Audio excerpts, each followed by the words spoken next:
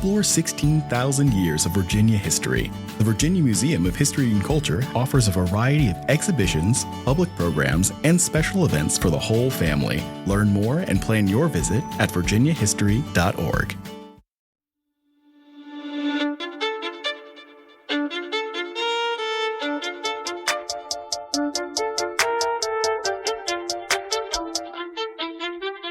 Welcome to Revolution Revisited, your crash course in the American Revolution. As the 250th anniversary of America's independence approaches, dive into the stories of Virginia's rebels, rule breakers, and rabble-rousers who shaped a nation. This podcast is brought to you by the Virginia Museum of History and Culture and made possible by William and Karen Fralin. Welcome back to Revolution Revisited. I'm your host, Maggie Creech. It's the eve of the Revolutionary era, and we are taking a step inside the Colonial Tavern. In early America, taverns, inns, and ordinaries were more than just watering holes. They were the beating heart of community life. To guide us through the foam, froth, and fray, we're joined by Annie Tobey and Barry Haneberg. I'm Annie Tobey, and I'm a writer and editor for Ross Media Solutions. I'm also a freelance writer. The really relevant and most fun project that I'm working on right now is with UVA Press, and it's the history of spirits, of distilled spirits in Virginia. My name is Barry Haneberg. I am an owner and distiller at Virago Spirits here in Richmond. Virago Spirits produces a range of rums and gins and liqueurs, and oftentimes we take things with a little bit of historical bent to them. I had to have a background in history as well, so a lot of these questions that we'll be talking about today are relevant either to my experience as a distiller or of interest to me as a historian.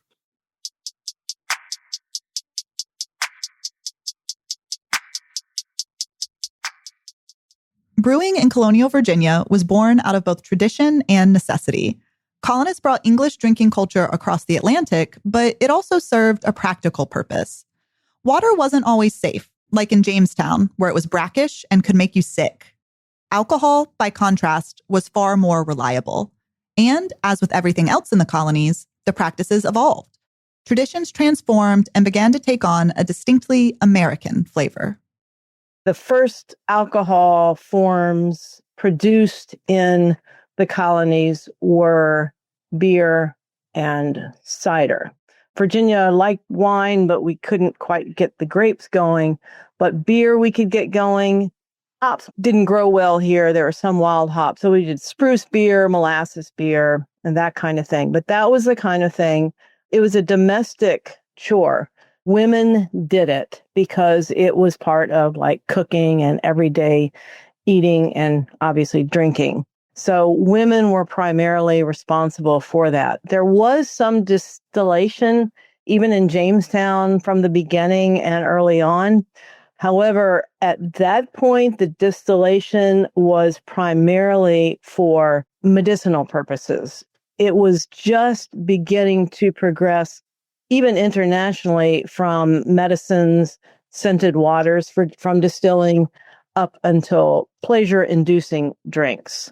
So basically, the lower sort, small planters and middling classes were largely dependent upon what they could make at home, like beer or cider, and that was supplemented by some purchases from the marketplace.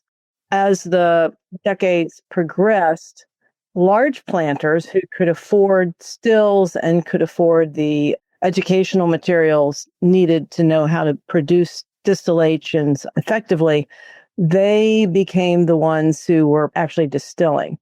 There was some rum, as Barry can tell you all about the rum, but a lot of that was also brandy because the planters could grow their own orchards. They could grow grapes to a certain extent. Even grapes that didn't make good wine could be used for brandy. And of course, apple cider could become brandy. That was up until the late 18th century. It was primarily the large planters who owned stills. Sarah Hand Meacham gives a good statistic. Between 1710 to 1754, only 6.3% of households in Chesapeake counties had stills. So it wasn't any particular gender as far as regulations. It was mostly women who did the work. accompanied, of course, by indentured servants and enslaved people. At first, brewing was women's work, supported, of course, by the labor of enslaved people and servants. It was part of the household economy, alongside food prep and child rearing. For most of the colonial era, there were clear roles and tasks that were gendered female. And at that time, that included most brewing and distillation. Once distillation and brewing became more industrialized, more professional, and slowly over time became more and more of a male-dominated industry. And it took it away from the household economy and put it into the industrial sphere. The war actually very much accelerated it. Initially, beer and cider were favored by the revolutionary leaders. However, beer and cider became scarce. Many soldiers demanded liquor, so the leaders began adding rum and whiskey to the list of rations. They also barred local men and women from selling alcohol to the troops, so women were removed from production. So the beer and cider that were traditionally brewed by women lost ground, while rum and whiskey produced by men under military contracts rose in importance. What was once home-based became centralized, scaled up, and professionalized. We'll talk more about how the Revolutionary era changes later, but for now, let's look to the role taverns played in colonial and revolutionary culture. Taverns were more than just bars. They were social and economic hubs that provided a variety of services. In fact, before hotels existed, New York didn't see its first purpose-built hotel until the 1790s. Taverns provided food, lodging, and a gathering place where people could do things like pick up mail, host dances, and perhaps most importantly to the topic today, have political conversations. In 1656, there's a law passed in Massachusetts that required every town to have a tavern. And in many cases, the tavern might have been the first building that was constructed in the town, maybe even before the church, because the tavern had a distinct social function. It was more than just, here's a place that I go to drink after work, right? It was the center of the community. They were social hubs. People came together to gossip, play games, table games, and discuss topics, including politics, although there certainly were circulars and newspapers. We didn't have the newspapers, dailies, like we do today. They certainly didn't have social media and obviously TV or radio. So the taverns were the place to get your politics. Taverns also, some of the larger ones like Gadsby's Tavern in Alexandria and some in Williamsburg, since it was the capital, also had specific meeting rooms that could be used for balls where women were allowed to come in. They also were used for political meetings. And even when they weren't specifically used for political meetings, they certainly were used as informal town halls to discuss revolutionary topics of the time. There were some of the taverns like King's Arms, Christiana Campbell's Tavern, Raleigh Tavern, that really made it a point of appealing to the political leaders, the more elite class. And so they had certainly both official meetings as well as times when those leaders would come together and discuss revolutionary ideas again. Each tavern garnered its own reputation, sometimes on purpose and sometimes through happenstance. In the end, your clients are to decide what you are. And if it happens to be that a local motorcycle gang thinks you're the coolest place and they start showing up, guess what? You're a motorcycle gang bar. And similar with these taverns, if the revolutionary guys kind of think that you're the cool place to hang out, guess what? You're a revolutionary bar or you're a Tory bar or whatever it is. But like everything, there's a taste for everything, and tavern culture would adapt to that as well.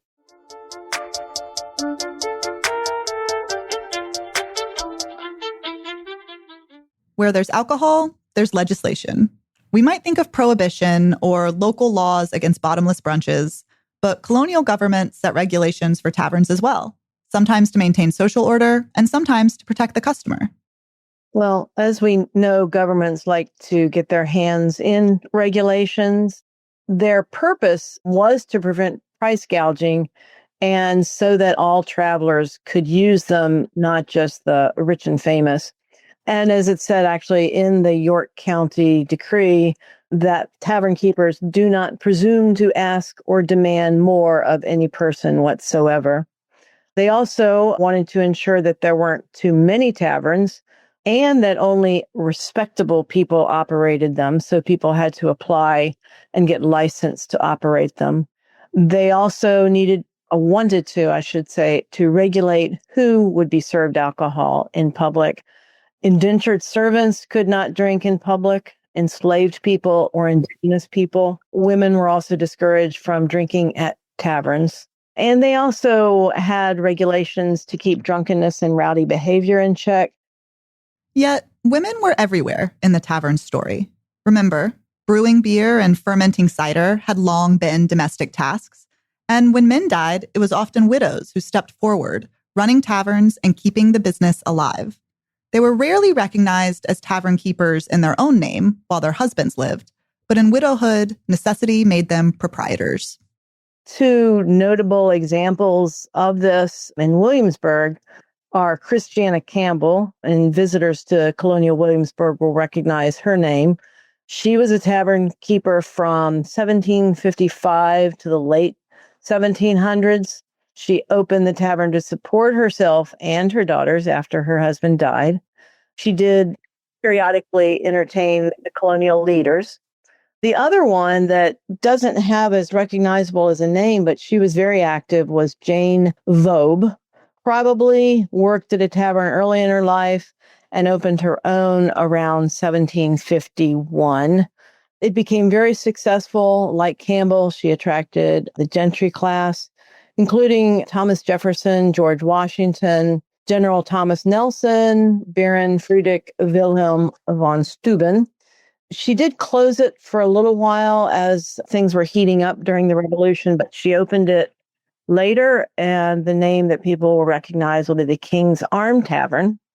One little interesting note on her, too, is that she closed her Williamsburg tavern and moved her tavern to Richmond in 1780 because the capital of Virginia moved from Williamsburg to Richmond that year. And it was the politicians that kept Williamsburg taverns so busy at least part of the year. And there were others in Williamsburg and I'm sure elsewhere, other women. And even when their husbands were alive, they were very involved in working at the taverns, often even managing the taverns and overseeing the enslaved people or servants that worked there. Women were very involved in brewing, in making cider. They were involved in distilling, and they were settlers in the colonial army as they tried to keep their men especially well fed and supplied, but then they were booted out of there by the leaders. So women did play an important role as men allowed. The tavern was sustained by those barred from its rituals. Enslaved laborers and servants prepared the food, poured the drinks, tended the fires, and scrubbed the floors. Regulations and social tradition were meant to reinforce the divide among gender, race, and class. But at the same time, women were making their own money from taverns. Individuals across social classes were commingling, and enslaved people were overhearing these discussions of liberty. In this tension between inclusion and exclusion, we can see the tavern as both a stage and a mirror of the revolution itself.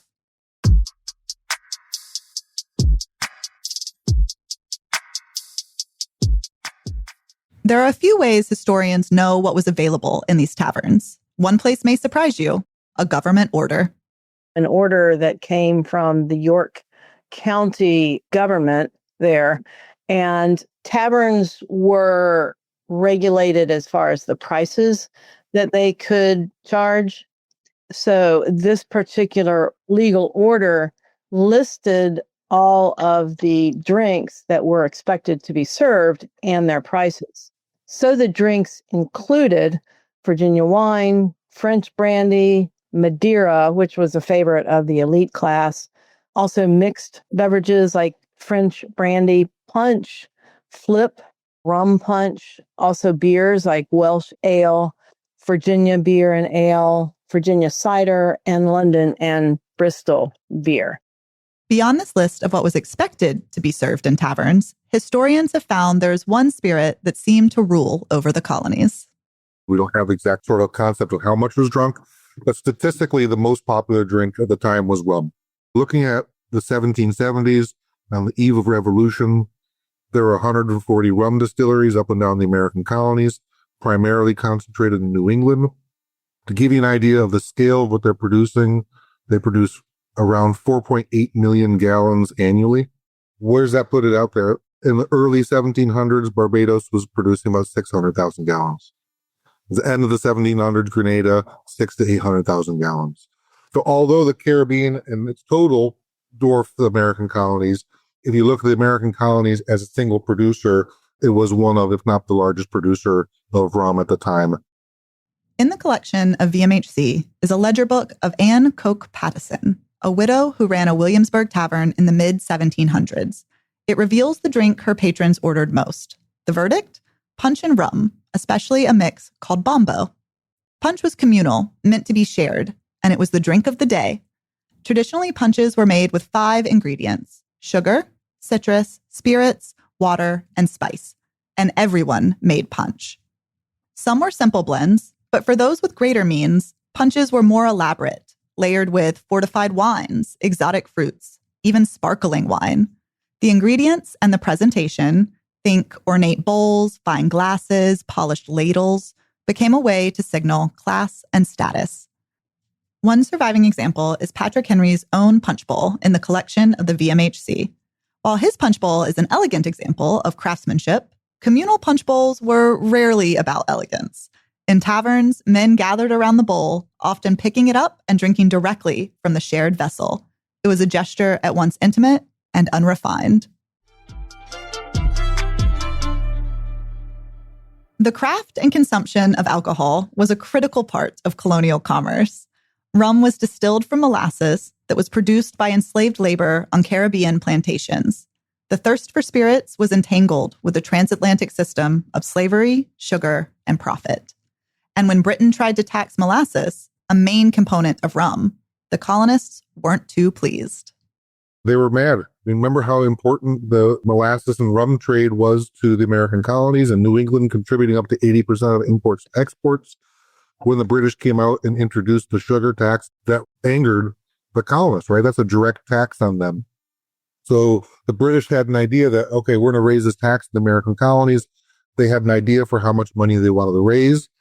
They didn't raise that amount or anywhere near it because the American colonists just evaded the taxes and smuggled goods. And the way the sugar tax was written, it was a tax on molasses, the sugar imported from non-British colonies. Right? They're trying to promote their own colonies and trade with the American colonists, but at inflated prices. So the American colonists just evaded it. They would go out to the French West Indies or to the Dutch islands and illegally trade with them, often using neutral ports as kind of the way to get around it. And as a result, the British didn't collect nearly as much tax as they thought. What began in 1733 as the Molasses Act evolved by the 1760s as the Sugar Act of 1764. The British sought not only to collect revenue, but to crack down on the thriving world of colonial smuggling. Interestingly, the act lowered the duty on molasses, but they enforced it with new vigor, imposing heavy fines, granting naval patrols the authority to seize ships, and dragging violators before vice admiralty courts with no jury. For the colonists, this was no small matter.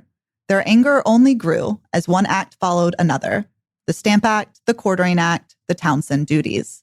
Together, these measures touched daily life in ways the colonists could not ignore. For many, they symbolized interference, exploitation, and insult.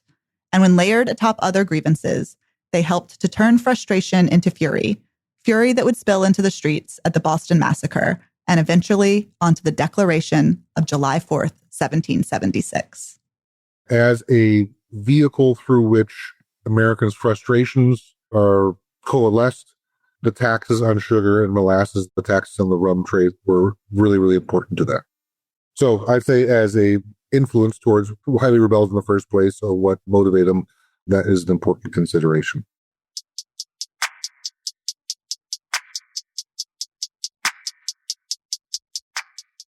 For soldiers, rum and other spirits were more than just diversions. They were rations, medicine, and incentives. In the Continental Army, soldiers received 1 quart of beer, hard cider, or spirits daily. So it was a dose of courage for troops. It was a substitution for unclean water, form of payment, and daily rations.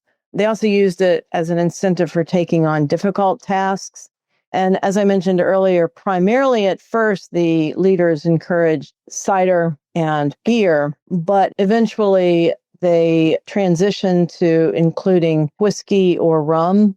For example, in the spring of 1778 at Valley Forge, General Washington ordered that the 12,000 men encamped there, each was to receive their daily rations of flour or bread, beef or fish, and 1 gill of whiskey or spirit, and 1 gill is about 4 ounces.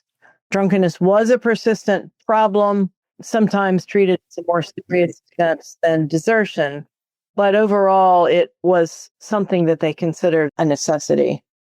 Washington himself understood the value of providing alcohol to troops and expressed it clearly in an August 1777 letter to John Hancock, stating, "The benefits arising from the moderate use of strong liquor have been experienced in all armies and are not to be disputed."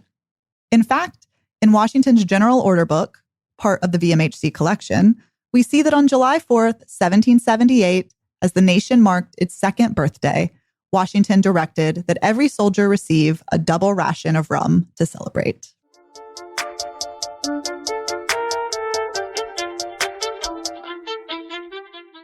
There you have it. Taverns gave the Revolution a gathering place, where ideas were exchanged as freely as the spirits, and where, in time, the first drafts of America were written not on parchment, but in conversation. Thanks again to Annie Tobey and Barry Haneberg for sharing their expertise on today's episode.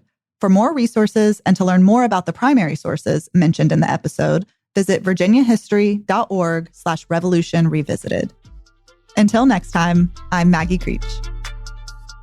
Thanks for listening to Revolution Revisited. The American Revolution was not an ending, but a beginning. The stories continue to unfold. Subscribe now and catch the next episode for another journey through history.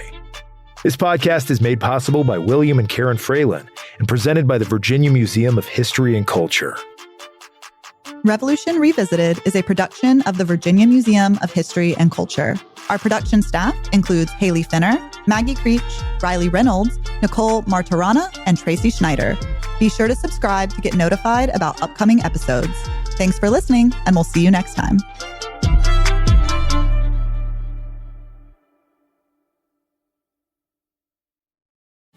Explore 16,000 years of Virginia history. The Virginia Museum of History and Culture offers a variety of exhibitions, public programs, and special events for the whole family. Learn more and plan your visit at virginiahistory.org.